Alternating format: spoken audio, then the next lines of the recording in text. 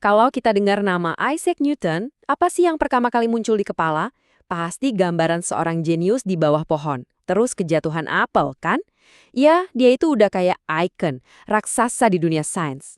Tapi, siapa sih sebenarnya sosok di balik semua mitos itu?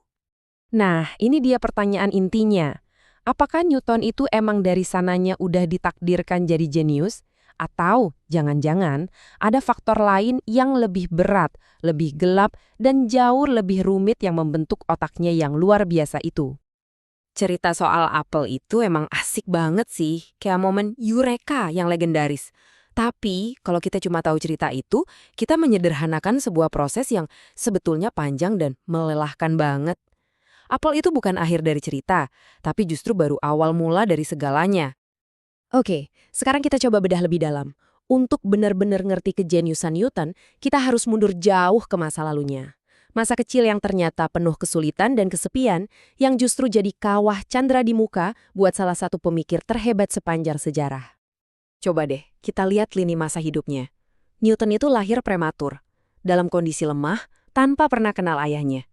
Terus, pas umur 3 tahun, ibunya nikah lagi dan ninggalin dia. Bisa bayangin gak sih, perasaan ditolak sedalam itu? Di sekolah pun, karena dia pintar banget, dia malah dijauhin, bukan jadi populer. Dia bahkan hampir dipaksa berhenti sekolah buat jadi petani. Setiap jengkal hidupnya di awal itu benar-benar perjuangan. Nah, disinilah jiwa pemberontaknya mulai kelihatan. Waktu di Cambridge, kurikulum resminya itu masih kuno banget, masih terpaku sama ajaran Aristoteles. Tapi Newton, diam-diam di kamarnya dia ngelahap karya-karya revolusioner dari pemikir-pemikir modern. Dia nggak cuma belajar apa yang disuruh, dia menantang status quo. Dia membangun fondasi ilmunya sendiri, bata demi bata, secara sembunyi-sembunyi. Nah, dari pemberontakan sunyi di kamarnya itulah, lahir sebuah revolusi yang mengubah cara kita semua memandang alam semesta. Selamanya. Ini dia periode di mana Newton menghasilkan karya-karya puncaknya. Buku ini yang biasa kita sebut Principia bukan cuma buku penting loh. Ini udah kayak kitab suci baru buat dunia sains. Isinya bukan sekedar kumpulan teori, tapi sebuah bahasa baru untuk menjelaskan alam semesta yang ditulis pakai matematika. Dan itu mengubah segalanya. Dan lihat deh dampaknya. 3 hukum gerak, gravitasi universal, penemuan kalkulus. Daftarnya panjang banget.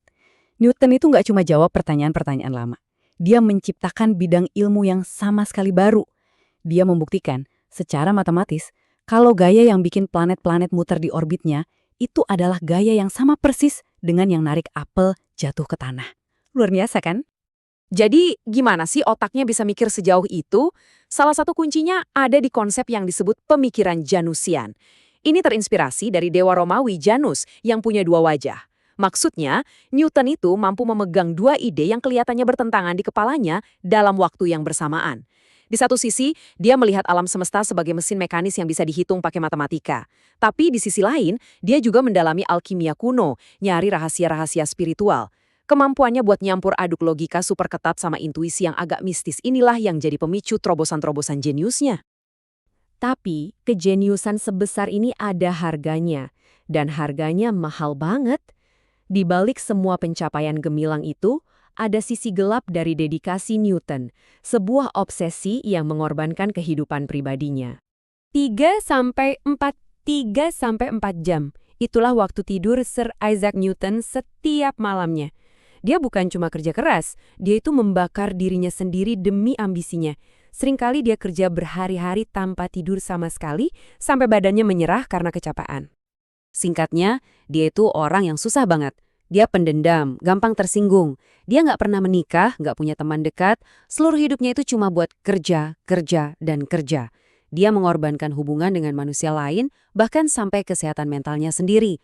Tercatat dia pernah mengalami setidaknya 1 kali gangguan saraf yang cukup parah. Kutipan ini benar-benar merangkum semuanya. Ketika ditanya gimana sih caranya dia bisa nemuin hukum gravitasi universal yang super terkenal itu, jawabannya bukan soal apel atau inspirasi yang datang tiba-tiba.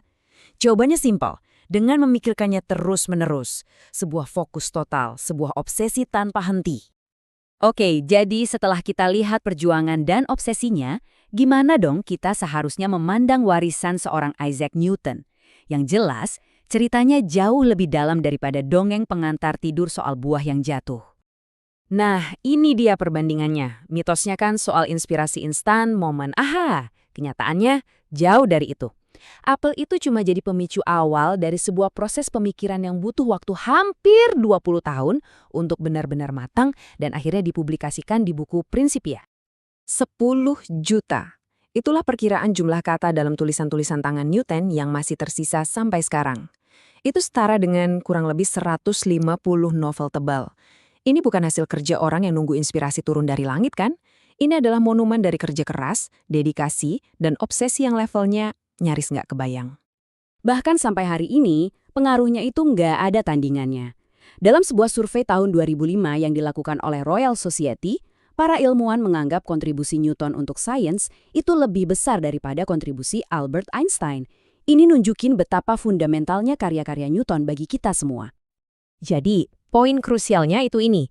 Warisan terbesar Newton mungkin bukanlah hukum gravitasi itu sendiri, tapi metodenya, yaitu gagasan bahwa alam semesta ini bisa kita pahami lewat pengamatan yang tekun, eksperimen, dan determinasi yang keras kepala.